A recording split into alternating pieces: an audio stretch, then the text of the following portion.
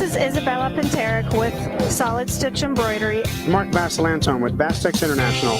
This is Dave Pomeroy with NBM National Business Media. Greg Brown with All We Do. And you are listening to the Two Regular Guys Podcast. hosted by Terry Combs And Aaron Montgomery. All right, everybody. Welcome into the show. It is Friday, February 1st, 2019, and I'm Eric Campbell, sitting in for Terry Combs, and you can find me at ericcampbell.com.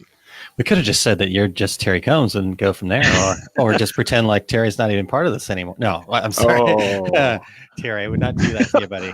Blasphemy. That's right.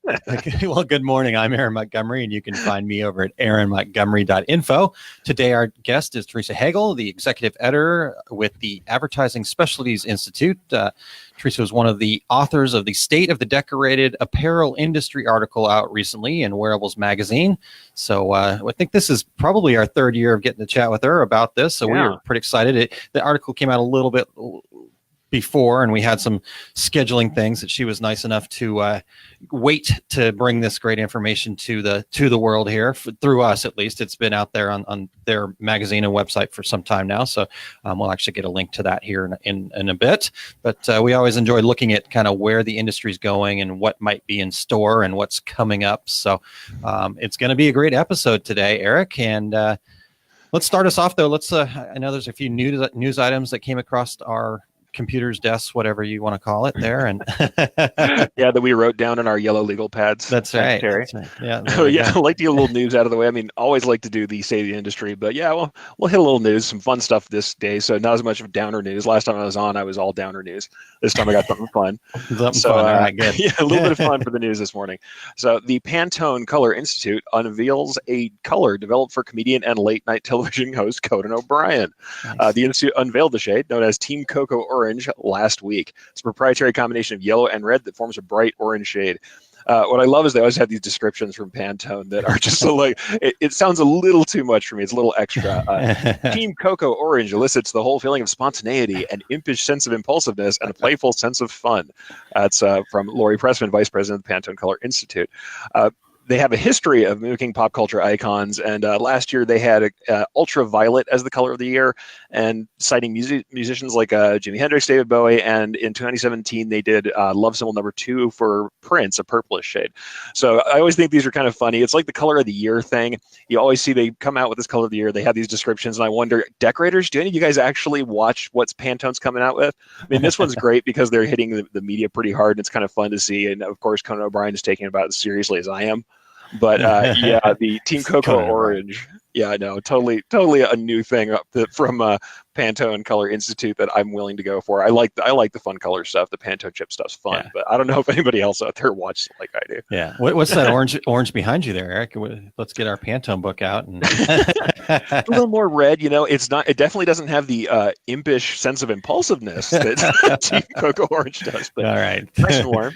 Good. Vitor, hello from Brazil. Good to see you again. So thank you for joining us. Yeah, awesome. Well, I had a kind of a fun news story too. Not necessarily fun, but I think interesting. Kind of where, as we're talking about the state of the industry, I think this is an interesting story that kind of maybe relates. So here's the story, and this actually came from ASI Central. So good information over there. You check that out.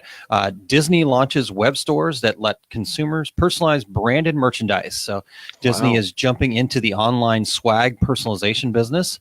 And that could have negative implications for some companies in the screen printing promotional products industry. In a blog announcement this week, Disney said it has launched an online store featuring authentic Disney apparel and gear that anyone can personalize using a web-based design tool. So, interesting. You got to kind of keep apprised of these things, and it could have negative impacts. It could have positive impacts. I mean, anytime personalization is out there, put into the forefront, I always think, it's easy for us to go, somebody else is taking over that personalization for us, but it also is raising the overall profile of personalizing items. Yeah. And I think that's helpful. I know last year, Topshop out in the UK had a lot of embroidery they were doing. And I think that the big embroidered backs on these expensive jackets actually increased the amount of people wanting these embroidered name bags. So I think there's two ways to look at it, like you say. Yeah. I think, with the personalization piece, and And again, you look at a lot of different things, but to me, the personalization thing is a more opportunities we get people to choose personalization. I think the better, personally, from a decorator standpoint, because that raises your potential for profit. You're raising your perceived value, and you can charge more and therefore make more profit. So, and again, profit is not a dirty word, folks, as we've talked many times. I think I stole that from Eric, actually, but so I'm fully happy for you to do that. yeah. So those are kind of some of the fun news items. People are checking in already this morning. Jeff, good morning to you. Good morning, Jeff. Rich, Rich, yes, good morning. And we already talked about Vitor. Sam, checking in. Vitor said it's summer there in Brazil. So, yes, we're just getting out of the polar vortex here in St. Louis. So I've got a hoodie on today. My Two Regular Guys swag personalized hoodie. So. Yeah, I should have had that for the other news story. I don't know if everybody saw the frozen T-shirt challenges going on. Tom Irwen, so we're going to have on shortly. He was one of the first people to do that whole frozen T-shirt thing out in the polar vortex. If you haven't seen the videos, it's worth looking at. Nice. Yeah, nice. Good deal. Another fun thing for our industry. Definitely. Well, so we're gonna skip the 5 things today. We've been doing that and kind of on and off, but we really want 5 things to come from the listeners. I think that's what we want to do for 2019 to kind of turn the corner on that opportunity. So excited to have you guys bring us the 5 things. Again, we've put a form out there to make it as easy as possible for you. And you're going to get some promotion. People will know about you, all that kind of stuff. So, anybody can do it. There's no right or wrong answers. It's about 5 things that are going to get people talking, going to start the conversation. That's all we want to do with it. And that's why I think it's been so popular over the years, Eric. And so head to tworegularguys.com/5 things and you can submit your own 5 things. And as you can tell, we've got available space to get it on the show. So, yeah. Oh, and because Terry's not here, I have to do this for everyone. That's the number 2 regularguys.com/5 things. I'm going to do the number 2 joke like 3 or 4 times. Nice. And it's also the number 5 things. It is. You're right. We got 2 of those this time. So Terry, in honor of you, sir. Hope you do all right. The shows. Nice. All right. Nice. So we'd like to thank our regular listeners and any of the new listeners tuning in today. If you have an idea for a future show, go to the contact us page at tworegularguys.com. Once again, that's the number 2 regularguys.com, or reach out to us on social media. We're everywhere as 2 Regular Guys. And everybody, if you're catching the live video via Facebook Live, please jump in and participate. You can see we've got people out there. I see Todd's out there saying it's 7 degrees out here. It feels like summer. Yeah, it feels like summer. But coming from the negative numbers that they've been in up there. True. Coming out of the vortex, that must be something good. But yeah, if you guys are on Facebook Live, jump in and participate. We don't get to all the comments, but we like to get to all the ones we can. And feel free to jump in and ask questions when we get Theresa on board. But with that, we want to have a word from our new gold sponsor. So this episode of the Two Regular Guys is brought to you by Brighton Leap, makers of the Reggie Award-winning Embrilliance embroidery software. For those of you who do embroidery, you should know Embrilliance is different. You don't need dongles, licenses, or to trade activations for every user. With Embrilliance, one license can run every computer in your shop. It runs natively on Mac and Windows computers, and that single license lets you even mix and match for your Windows and Mac stations. Their modular system lets you buy only what you need. If you need lettering, sizing, and coloring, you can get just that. If you want full-blown top-shelf digitizing, you can get that too. And every tool runs standalone or as part of their unified platform. Embrilliance is flexible, and you can even improve the way the existing designs run while reducing stitch count on expanded stitch files. So check out their software for yourself at Embrilliance.com. And just for our Two Regular Guys listeners, you can enter code 2RG, that's the number 2, RG, at Embrilliance.com/store for 10% off your entire purchase. Awesome. Wow. We got a coupon code. I'm excited about this. I'm super excited about our partnership with Embrilliance and what they've got going on in the embroidery space and beyond. So thank you very much for your support. They're going to be with us here for about at least 4 months. Hopefully we can kind of keep that going beyond that. But we are totally excited to have them on board.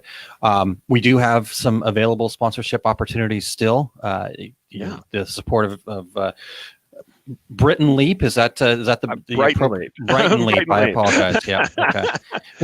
Everybody knows I'm the guy that butchers everything. Names, it doesn't matter. It's part of your charm, sir. That's right. I'm not hooked on phonics apparently, but so anyhow, we do still have some sponsorship opportunities available. Love to partner and work together with some other great companies.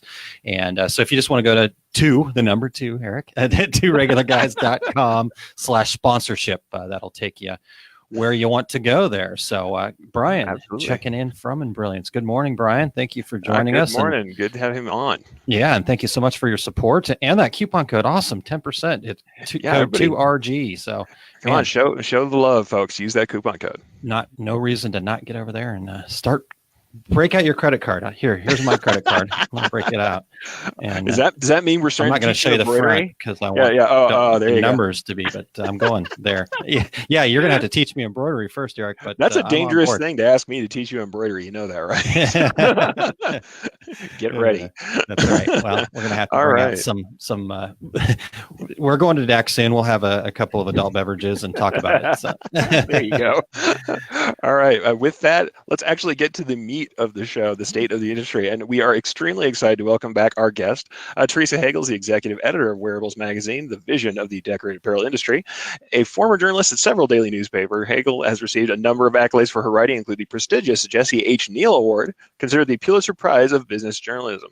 Welcome back to the show, Theresa. Happy to have you back on. Hi, thanks for having me on. I'm happy to be here. Yeah. Awesome. Good deal. Well, as we talked about kind of in the start, this is, I think, our third year. Correct me if I'm wrong, but I think it's our third year doing this together.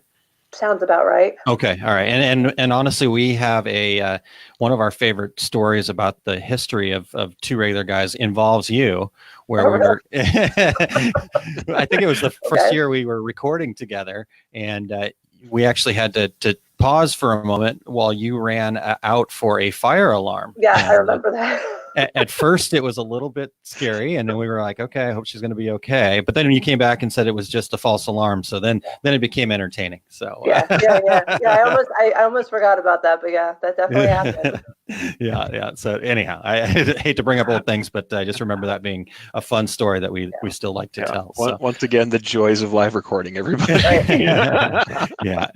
Actually, that just happened. I don't think actually anybody on that episode knew that, because that was one that we happened to record and then post later on. So that was uncommon for Two Regular Guys at the time, but we were trying to just run on video. Like if anything goes crazy, we will up and out.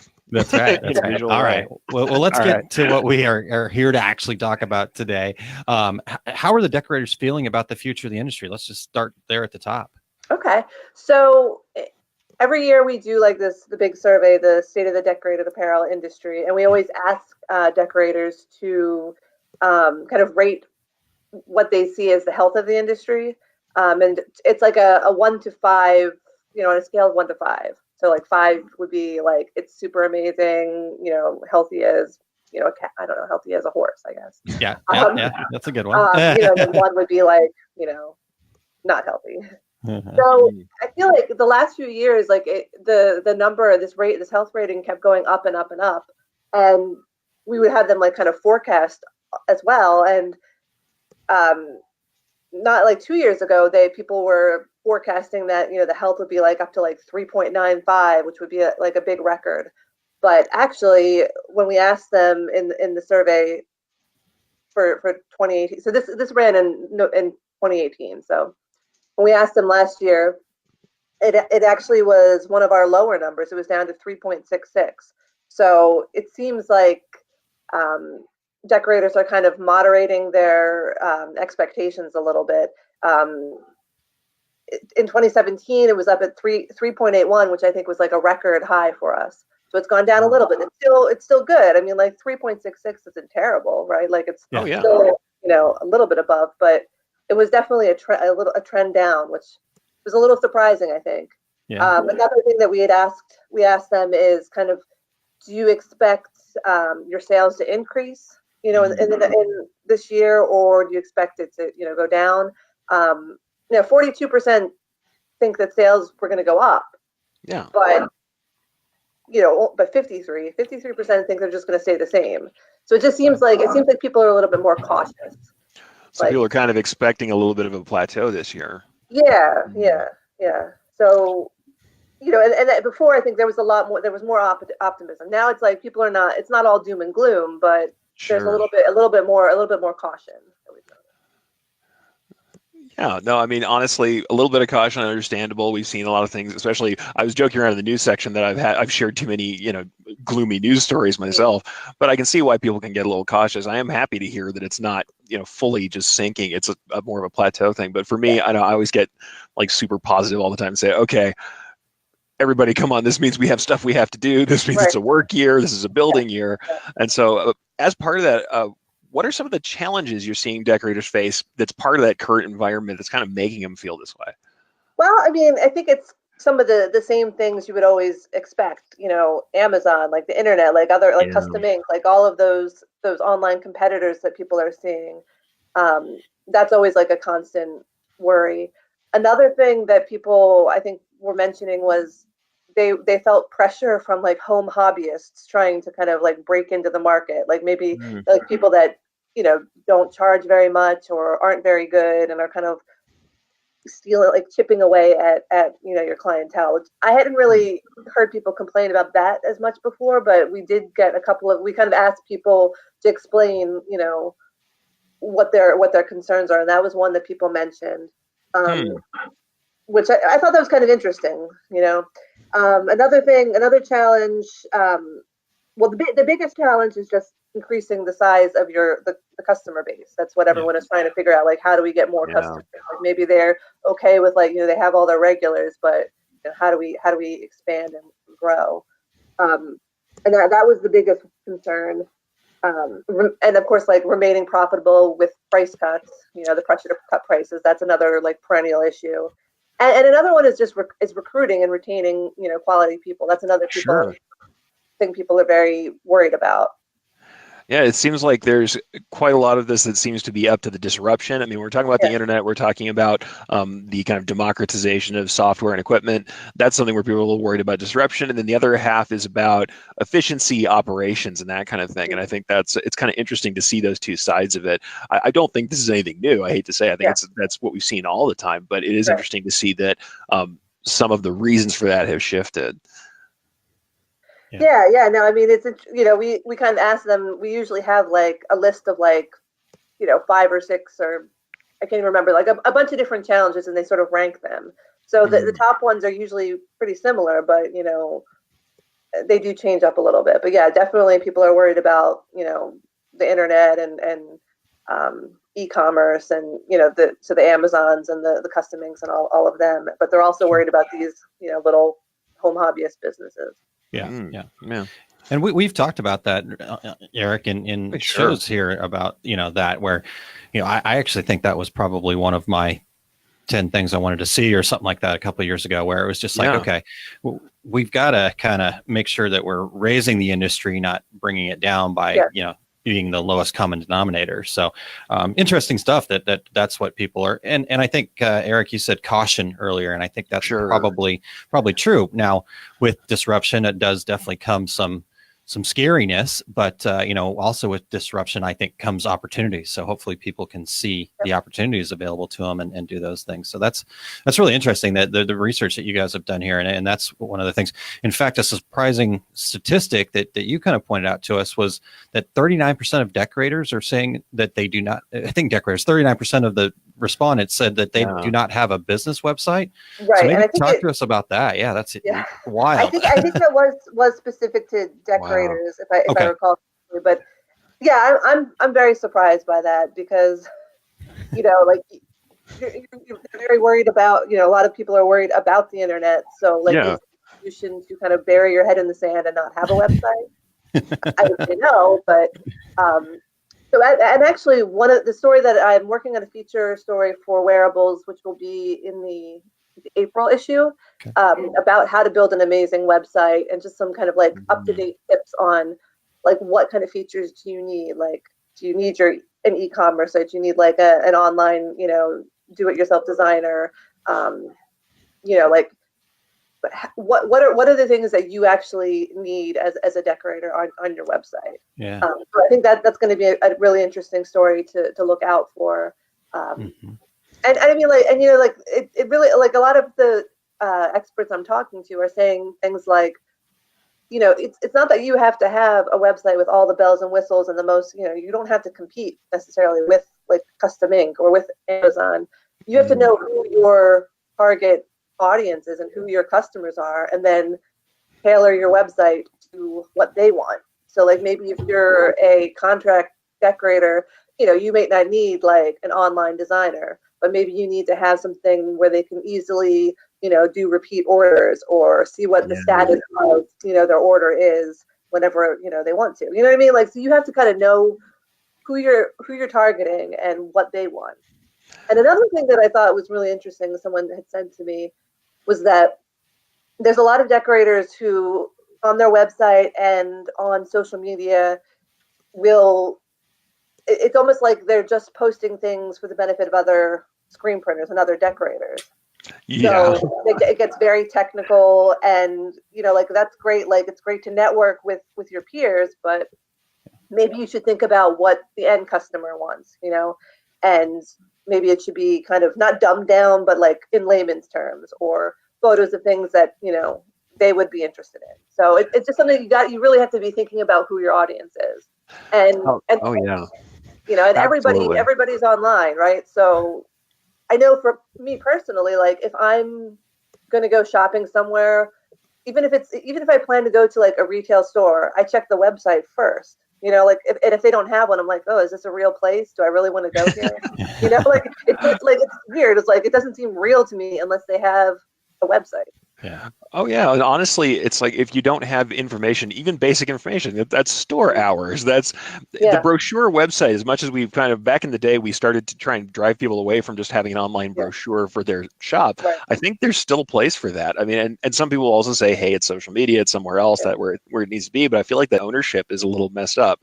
It's hard to let that be in someone else's hands if it's your business. Yeah. And you are absolutely right. The whole idea of knowing your audience, the fact that people don't think that their audience is online and they are worried that their audience is online but won't go online to be where they are. I'm with you. It's like it's putting your head in the sand. It kind of it makes me crazy, and I think that people are missing some of those things that they need to do to grow if they're worried about customer growth. Right. It's that not being online. Oh yeah, that's where people are, and same thing as putting up a billboard. These things haven't changed. Writing an ad copy, if it was a radio spot, if it was in a newspaper, you still want to think, who's reading this and how am I going to get their attention? Well, it's the same thing here. And as part of that, people who are trying to grow their business, in the article, there's some tips that you gave for growing your business. Would you mind sharing with us a little bit of what you shared in the article? Right, sure. Yeah, and I mean, I think, some of these tips are kind of like, you think of them as sort of like elementary things, but I think even like the most elementary things people need to be reminded of sometimes, right? So, like actually ask for referrals. Don't just assume that people are going to, give you that referral business. You should be like with every, job that you do, like it doesn't hurt to just actually ask somewhere. Like maybe it's on like, a receipt or like on something that you're actually giving to the customers. But like you need to actually be going out and trying to get them. Don't just wait for them to happen. And of course, you need to be focusing on quality and service all the time because you don't want to lose, the customers you do have because you're trying to like go out and like, spread yourself too thin and get, more customers. So, and another thing too with the current customers, it's always a good idea to see kind of how you can maybe get more business with them, right? Because maybe you're doing like, work for them as a company, but I don't know, maybe they have like their kids are on a softball team or something. You know what I mean? Like see if there's other opportunities that you can kind of expand with your current customers.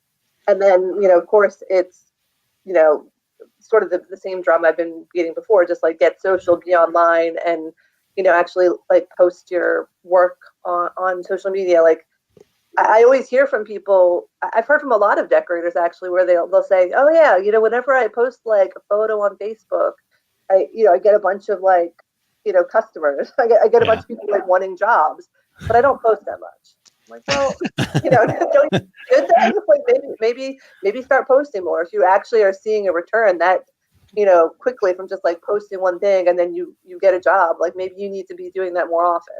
Yeah. So I mean, of course, everyone's busy, but that should be priority. And I hate to say this is the unpopular thing I'll say sometimes. As much as I have loved all the customers I've had over the years, sometimes they don't have the greatest vision or the greatest ideas. They're not exactly ready to decorate, but when you put something in front of them that they like, they're ready to buy. Right. So you want to show that work you want to do, and you want to engage with people. I mean, we had a comment from Jeff that I saw come through. He's talking about this business being a relationship business and saying, maybe websites aren't everything because there's a lot of this is about relationships. Mm-hmm. That's the whole idea of social media. You can engender relationships and manage those on social media and make your website, make your online presence part of that relationship building. And I think, honestly, a good foot in the door for that is a cool image of a decorated piece. Right. Just so long as you do a piece you want to do. I had a bad experiences early on myself sharing because I would share stuff that was really difficult to do and took too much time and wasn't very profitable, and then everybody wanted it. So you have to be careful what you share, but I mean, sharing is a big deal. For real, for sure. Yeah. And be interesting too to kind of, I think, Jeff's comment and kind of what we've been talking about with the websites. It's like, okay, but what of those folks that said they didn't have websites were also then concerned about growing their customer base? Because if you've got those relationships where you're growing your customer base and you're not worried about that, okay, I can see that maybe being where, yes, you don't have to spend the money. I don't know, what that. I still think that you kind of need your online presence regardless. But at the same time, if you're one of those people that doesn't have a website and yet you're concerned about growing your customer base, like you said, even if you're going to a place, even if you're going to a retail store or something like that, I'm the same way. It's check Google, check, my Siri or whatever the case may be, just to kind of, okay, let me have a little understanding of what I'm walking into here. So, people do research online all the time. So absolutely. You got to be where people are. Definitely. Well, let's continue kind of some of the tips here and maybe talk to us about some tips for buying equipment, if anything you can share there. Okay. Yeah, I mean, one thing that we kind of, noticed was that people, like decorators, were kind of going back to basics in what they were buying, and maybe not we're not planning to buy, expand into like digital equipment, like, sublimation or DTG, but going back to just maybe they'll get another like screen printing press or, another embroidery machine. Yeah. And I guess that's good. Like maybe they know what they need. Like that's one of the things. If you're going to be buying equipment, you kind of need to sit down first and determine like, what do you actually need? Yeah. Do you really need to buy something now? Like, do the numbers actually support it? Some people, seem to think like, oh, I should just, buy something else just because like this is an old machine, or you know what I mean? Like, sure. And that's not even just in like, decorating. I think that's just like in life, people. Yeah. So it's fun to buy something new and shiny, but if the numbers don't really support it, like it's not a great idea. And I mean, maybe it's not necessarily that you don't have the numbers. Like maybe you're projecting that if you get this, you will be able to expand into this other market. Like you just have to know that you've done the research to make this a smart decision. And then, absolutely. I hate to break it on that, but I just have to tell people, if you're a decorator like I am, sometimes we want to do a new process because it's fun. Yeah. Gotta listen to Theresa about this. There has to be some business reason to do this. Outsource some of that stuff first, even if you want to do stuff. I know our sublimation stuff. I think I built that business on the tail end of wanting to sublimate. Right. Which is it's fun to do something new, but if nobody wants it, then like you're wasting your time and money. Yeah. So it's not only do research on like how you're going to use this or if you really need it, but also look into like what all the different buyer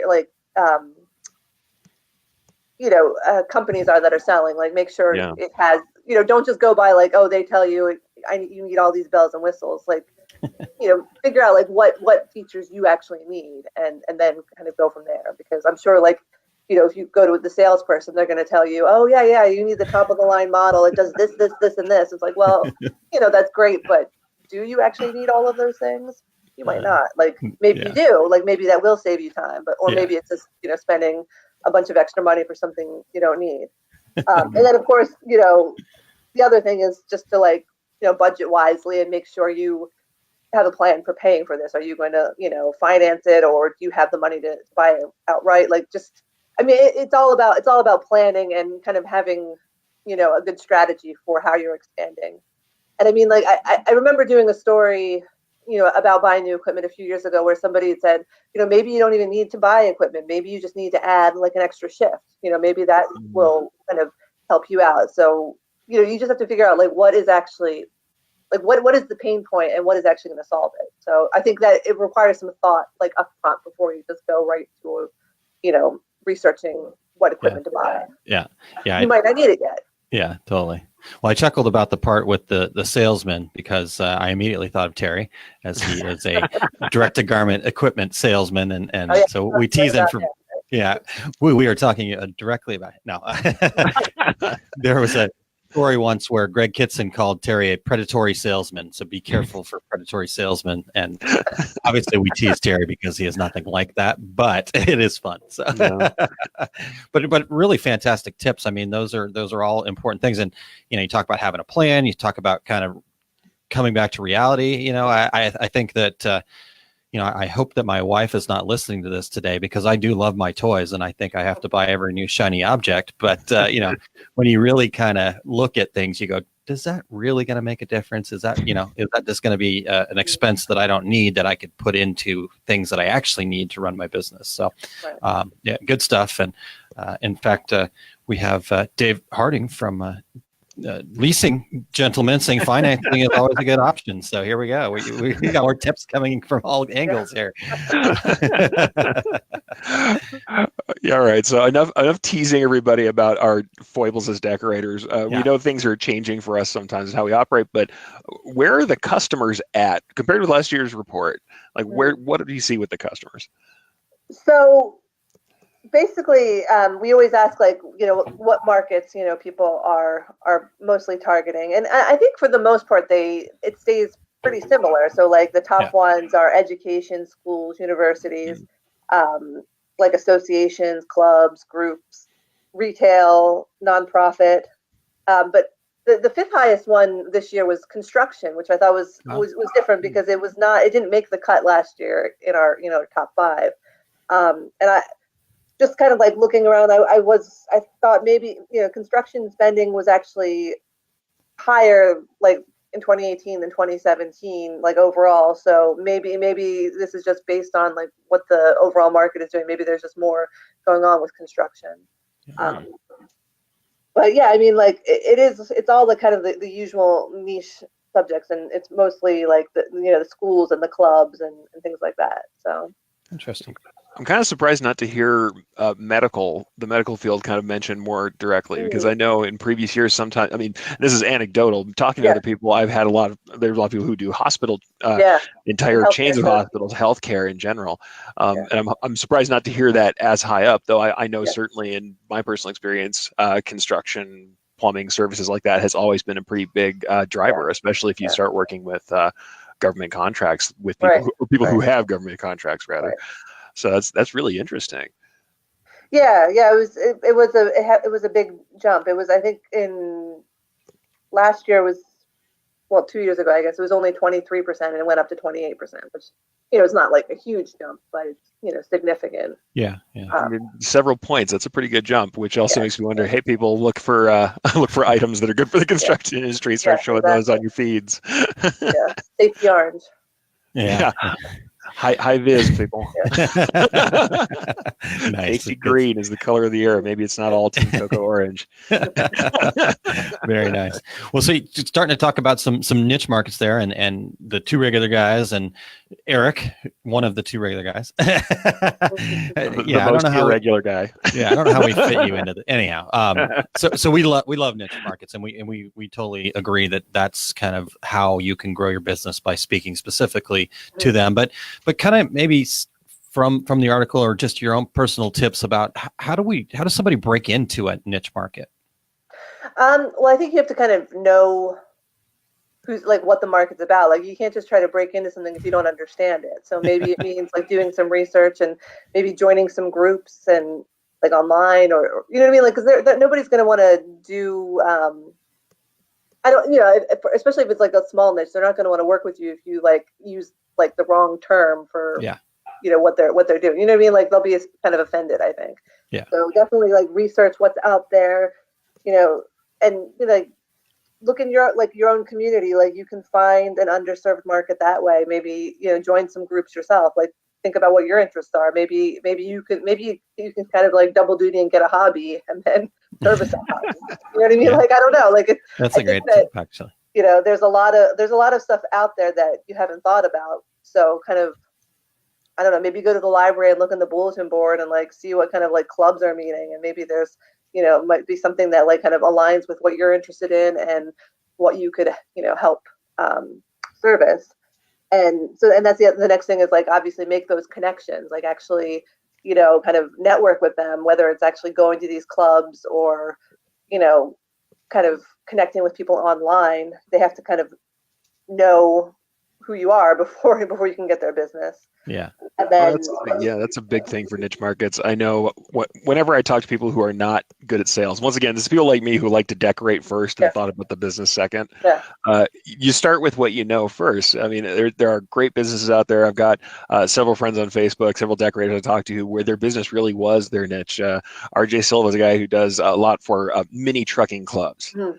I mean, it seems like a small niche, but that is the primary niche for his business. That's almost all he's doing is these truck clubs. But what is he? He's a guy who has a mini truck, who likes to do this stuff. Right. I know early on in my career where we had a downturn in the business, it was an early downturn, huge recession time, I kept myself afloat by saying, okay, let me start a website. And I did a niche for folk musicians. I used to play folk music, which I know sounds very weird, but that's only one of my weird hobbies that I do. The thing, it's like, I knew what kind of weird designs they wanted or what kind of music bags they wanted. That it was something that I lived and experienced. And it also makes the sales not feel artificial because you're saying, okay, here's a cool thing that I know you guys will like. I like it. And I'm you people. I'm with you and I know what you need. And that's always such a great place to start with niche marketing. So I think you absolutely have it right there. It's like jump in there and then you can start expanding from there. And honestly, the referrals, the social business will come as part of it, Yeah. Yeah. I mean, and then I guess another thing is to, kind of show your worth and actually kind of come up with some samples and ideas for them. Don't wait for them to ask you to do it. Like, you've met, you're in this club now, or you've kind of made these connections. Well, like give them some suggestions. Don't, expect them to, come to you with their ideas. Like, what are things that are going to make it easier for them? Do they need, with like an online ordering system, would that like make it so much easier than like having to do like, maybe they're still doing like paper order forms. I mean, I have a daughter in first grade and, I'm always getting things that I'm supposed to order for whatever thing, like t-shirts or this or that. Yeah. But I'm surprised that so many of them are still paper, like still order forms. And it's like I'm shocked that nobody has like done something about it. I'm like, why am I still doing this? Why am I still like writing out a check? Why am I still like filling out this paper form? And even the things that are online, it's like a really hard to use website. Like why, like this should be a lot easier than it is. I don't understand like why I'm doing this in 2019, but I am. So that means that there's still a lot of opportunity for people who are able to make it easier for a school or for a club or for whatever. I mean, like if you can offer them some way to make it easy to order, like I think people are going to be all over that. Totally. Like the less work they have to do, the happier they'll be. For sure. Oh, absolutely. I mean, it's got to be it. It is. If you improve someone's life, and it sounds like, no, it's not improving their life. I know that sounds like I'm really making too much of it. If you've ever been somebody organizing for a group and had to collect a sweaty handful of money and jam it in an envelope, you know how much that your life would be improved by having all that done online. So there's a lot that you can do to make people happier. You can't just hang out your shingle, and even if you're in a niche, just jump out and say, okay, hey guys, I decorate stuff. That's not quite enough. It's about serving their needs and really being interested. And what I always say is taking the risk to actually care. And it sounds terrible, but sometimes we can get cynical when we talk amongst ourselves as decorators. And even I complained about customers earlier. You can get into that complaining mentality and forget that the whole idea is that you're trying to make life easier for them, and that's going to entice them to keep working with you. So I can't thank you enough for mentioning that, because absolutely. That don't just put out online tools or any tools because you feel like you have to. Do it because it's something that's going to improve the actual end result for your customer. Yeah. And show them how much easier it is. I think that's a big thing, because like you can just be like, oh yeah, we can do online, it's so it's whatever, but like if you actually show them how much time they're going to save and how much like less work they will have to do organizing something, I think that goes a long way. Yeah, I mean, and it can still be paper forms if that's what people need, if that's what people like, if that's what works for them, that's totally fine. In fact, what may also happen is you may find that people don't want to do individual ordering because that's inconvenient, and they would prefer to do group ordering. You do have to know who's involved Right. before you do that stuff. But yeah, absolutely. It's really about just improving the overall experience. And speaking of experiences, we're here live streaming, we're on social, we're trying to share this experience with everybody out there. And so we know, we care about social media. I know you care about social media. How did the survey respondents kind of view the world of social and what it kind of affects and its bearing on the current market? Well, I think, social media, there are a lot of people that are on social, and they look at it as, a good networking, opportunity for them. And I wonder, like, one thing I don't really have any numbers to back this up, but I'm curious about, like, so remember we talked about like the almost 40% that don't have a website. Yeah. I wonder if many of them are on social media and like are just considering their Facebook page as their, default homepage, which, like, I kind of get that, but at the same time, it's maybe a little problematic because you don't know what Facebook, what they're going to change next. So do you really want to kind of rely on the social media, channel to be your hosting site? Like, I mean, yes, I think you have to be there, but maybe it shouldn't be the only place you are. It shouldn't, you know what I mean? Like all of your online, branding and social media channels, like they should lead back to your homepage, and it maybe shouldn't be like the Facebook page. Maybe it can be, but like you have to really think about that, I think. It's really surprising, depending on your market, how much of the response can come from social. And what I'll say is, though, Facebook's the big, it's the 600-pound gorilla in the room. You can't ignore Facebook ever. But I've been surprised how many people, including not just young people, what everybody says, like Instagram, they'll say, okay, it's younger people, it's streetwear brands, that's it. That's not the case anymore. I mean, Instagram is not just for young folks and streetwear and niche anymore. There's people who are doing major business on Instagram. So I think it's like we said about a lot of other things. If you know your customer base is there, if you hear people coming from that, and because it's such a visual media, it can be really important to you. Though I am still in your camp. I'm like, I want to own my eventual place where I exist, because then I control it. The look is my own. I don't just look like a template, and I can be distinguished from all the rest of the online stuff if I can put character there, where you can't, though you can customize stuff, you can't really put your own character the same way into social. Yeah. Right. And I mean, like you have to be there, but like maybe it's not the only place. But so actually social networking, our readers did say that was the second highest source of new business for them. Wow. So, referrals were the highest. That was like 79% said they were getting, new business from referrals, which makes sense. It's, that's what you hear all the time. It's a referral-based business, But then social networking was the next highest one with 36%.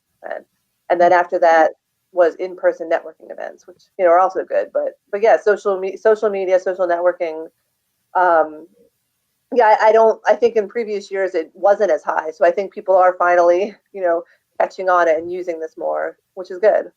So. Amazing. So I guess kind of maybe follow that up with some tips that, I know you've published articles, probably have more in the works on this topic because you're fantastic at this stuff. I always pull those up right away and go, okay, how can I improve what I'm doing? But let's share some of those tips with our listeners, if you don't mind. Yeah. So, I mean, like social media, like, I guess one of it, you have to kind of keep an eye on the rules are always changing, right? Like Facebook's always changing its algorithms, or there's always some new network. I mean, which is not to say that you have to jump on every, new network, but you should kind of know what's going on, like, and, know what Facebook is doing and know what's going to get you the best return. So one of the tips I gave is just kind of like choose the right platform. And it goes again to knowing your audience and knowing where they are. You don't need to be on Twitter if nobody you work with is on Twitter. Like then you're just wasting your time. But if you're getting returns from Facebook, then focus a lot on Facebook. Create compelling content, things like, so I talked before, like you don't want to be putting like a bunch of like technical stuff on that no one's going to understand, but I think people still do like to see like those behind the scenes videos and kind of like get a face of the company, and definitely be putting like high quality photos of of your finished work, because I think that's another, like like people want things that look informal, but it's got to be high quality. Like I don't want to see a blurry picture of like a t-shirt. Like that's not going to make me want to hire you guys. Like I want to see something that's like crisp, that looks really good, but not necessarily like a studio shot. You know what I mean? Like kind of walk that line between it being, informal, but it's still got to be high quality. And there's really with like smartphones today, there's almost no excuse to have like a blurry photo. You can just, jack up the, resolution on the phone and, get a steady hand and like take a photo. Like you should be getting good photos. Totally. I mean, even I can take a good photo, and I'm not a photographer. So. And things like, like you should maybe try out like Facebook Live, see if that's something that, works, because, that does get good returns. So maybe like experiment a little bit. It's not to say if it doesn't work, then you can stop doing it, but you don't know, like maybe some of these new things would be great to like kind of, beef up your customer base. Totally. Another thing that is can be a little bit mixed, but I think has some value depending on how you do it. But like try connecting with influencers. Like influencers are huge on Instagram. Yeah. The problem is some of these people are like not real influence. Like they just say, "Oh, I'm an influencer." Like, well, what does that really mean? You probably don't need to be like going after, the 20-year-old girl who has like 20 million followers because she puts on like makeup a certain way. You know what I mean? Like, that's not like necessarily what we mean, but like, maybe if you're like you're doing like a niche market, like maybe you find somebody who's got a big following in that niche and posts videos that people really like, or has a very active social media account where they give tips. Well, maybe you want to connect with that person and kind of like maybe offer them some free swag and see if they'll like kind of promote it on their site. You know what I mean? Like find like those micro influencers that will kind of connect you with the niche you want to be in. Like you don't have to go, hire some like a Kim Kardashian or something. You know what I mean? Like, but there's probably somebody that, maybe they only have like, 1,000 followers, but those are like high quality followers who listen to this person and engage with them. And that's who you want to, kind of connect with. Totally. Well, the engagement's important. And I mean, when you're talking about this stuff, it's all about not only knowing your audience, but, getting a little investment out there. What I'll say, certainly, talking to people about social media, is that the people who actually try to get a little investment in, if you put a little money in actually paying for an advertisement there, it does bear out. We all know that it's really hard to get organic traffic, and the way that the different networks are going, they're trying to make sure you have to buy some things. I mean, they're in the business to make money. Even small investments can make a difference. And with the hyper targeting you can do on Facebook and Instagram, stuff like that, it's pretty amazing. But you do have to be willing to take a little risk. Even with the influencers, you have to be able to make some swag and say, I'm going to take the risk that a little bit of money put in, a little bit of effort put in, is going to make a difference. Now, I'm not saying go out there and make free things for everybody or spend a ton on everything. But we have to understand that it's either going to be a time investment where you have to be really consistent and constant. It's going to be the investment in getting super high quality content people absolutely want to see, or you're going to have to do a little bit of direct investment and probably going to have to do a little direct investment, paying for some advertising. You can't have to have some skin in the game to really make it pay off. Right. And then once you do that, like just track the results, make sure you're tracking like the ROI to see whether what you're doing is worth it. Like, so some things probably won't work, but you won't know that unless you're actually, kind of running some numbers and seeing, what's happening. Yeah, no, I think that's a great point. I mean, you can't just try things and then go, oh, I wonder if that worked or not. You actually do have to track it and manage it and kind of go. Because, I think that's a huge point. I love your tips there with the trying new things and things like that. It is important. And like you said, it's changing all the time. So if you aren't trying new things, I mean, just with the two regular guys here, we have always been trying new things. Has all of it worked and been great? Absolutely not. Most of it's a massive fail, actually, but that's okay, because it's part of growing and learning. And then the influencer thing, I love that too. I think that the point that you made though about finding the right influencer, like I said, not going out and getting Kim Kardashian or somebody else that's gonna, cost you an arm and a leg and probably really not get you. I mean, sure, they can get you a huge amount of reach, but are any of those people actually your customers, your potential customers? It's about what conversions, I guess. Or and because that kind of goes back to like what Facebook does. I can get in front of 2 billion people, but I don't need to pay to get in front of 2 billion people. I need to pay to get in front of the right 100 people, kind of thing. So. Oh, and also for everybody who doesn't think, I want to go back to a comment. I know, Aaron, you're usually the one who jumps back and jumps into the comments, but I'm going to do it today. For everybody who says, okay, but nobody's on Instagram, it's just these kids using this stuff, who cares? We have Nida here who says, even my 50-year-old hubby has Instagram. I was shocked. He follows the surf stuff. No one wants to be in the dark and disconnect anymore. So think about that. We have now, there's your direct evidence. I mean, it's one person, but here's an age group you might not have associated with Instagram. It's in a niche market, very specifically. He's following surf stuff, and he wants to connect to people.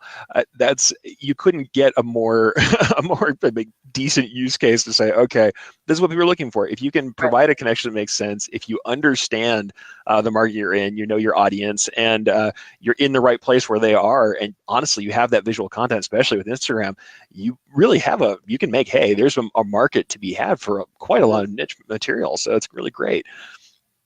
Yeah, absolutely. Cool.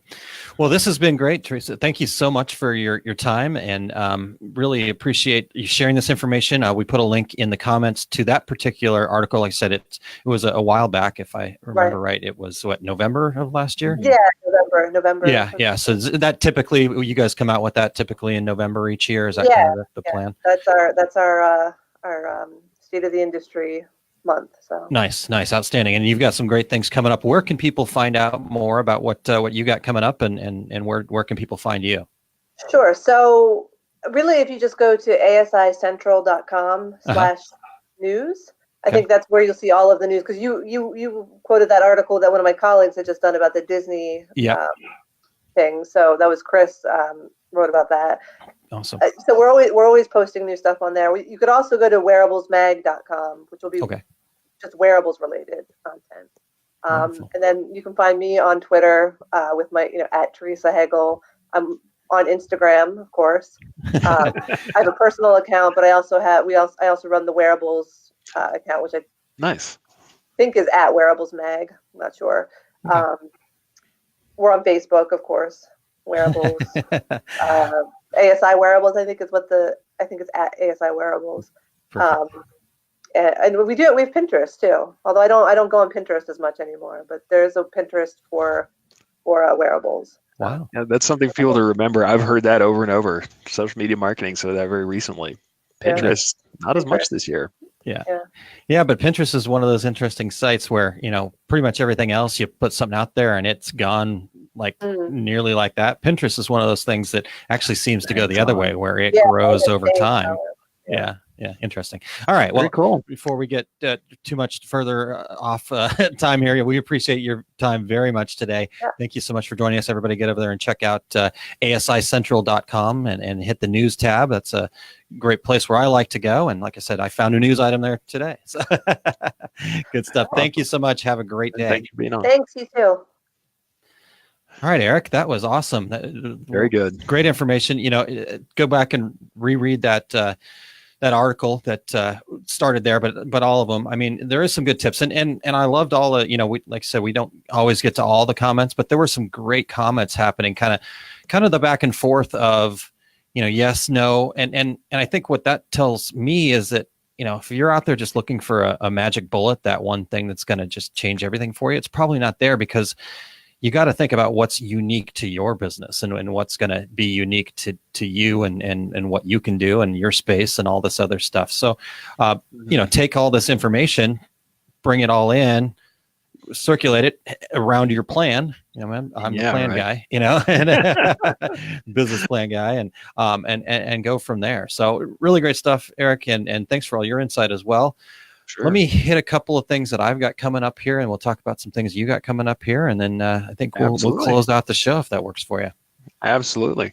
Nice. All right. Well, every Saturday I've been doing Small Business Saturdays. It's hashtag SBS videos, and you can find it on my Facebook page at facebook.com/aaronmontgomery.info and or through my webpage at aaronmontgomery.info. And just kind of a 20-30 minute conversation. I've had Eric on. I've had some great guests, but I've also just talked about different things.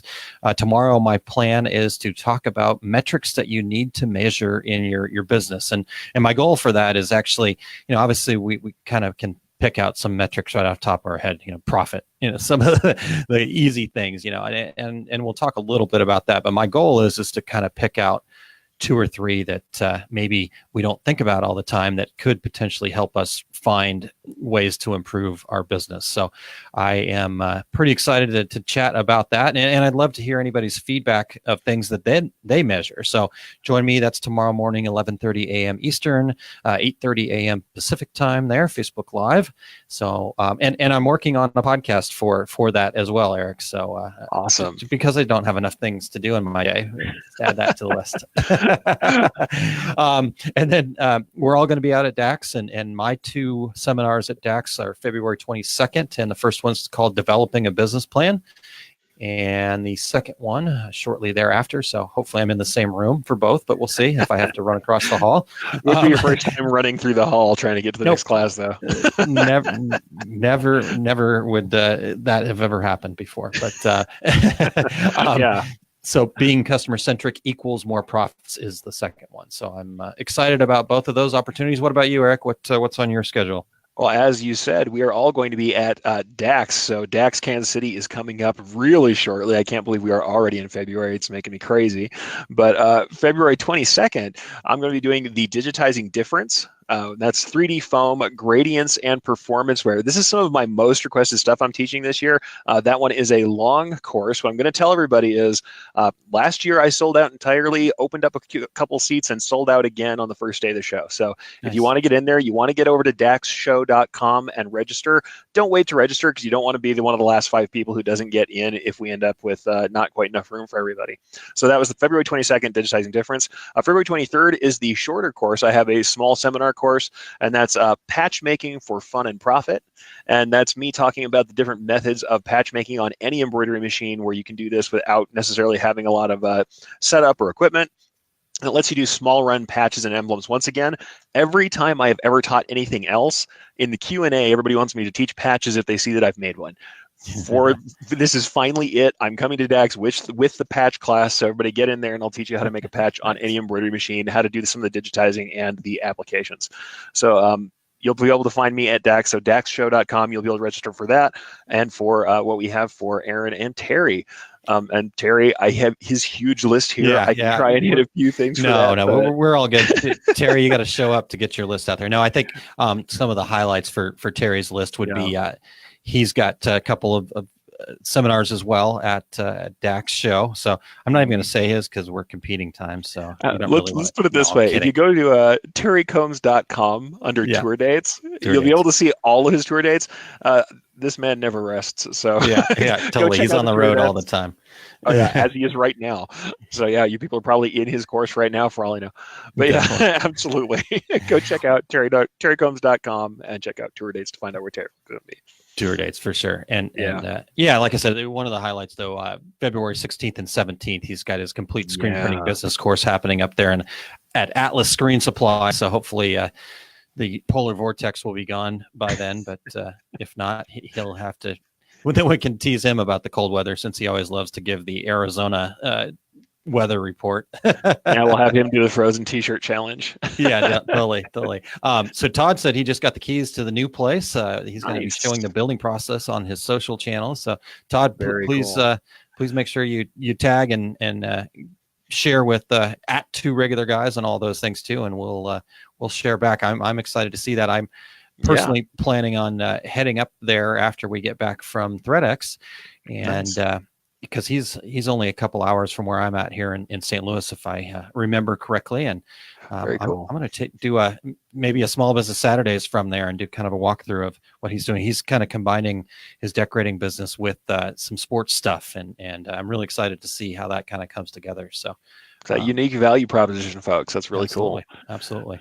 And also, as you can see, if you share, then people might share with you and from you. It's all about sharing. It's connecting, making a community. That's where we're at as a world these days. So we're excited to be a part of this decorating community. And Eric, I think with that being said, we've actually come to the close of our show. It's been a great hour, and I want to really thank Theresa Hegel for her time today and for joining us. And again, make sure to go check them out over at asicentral.com.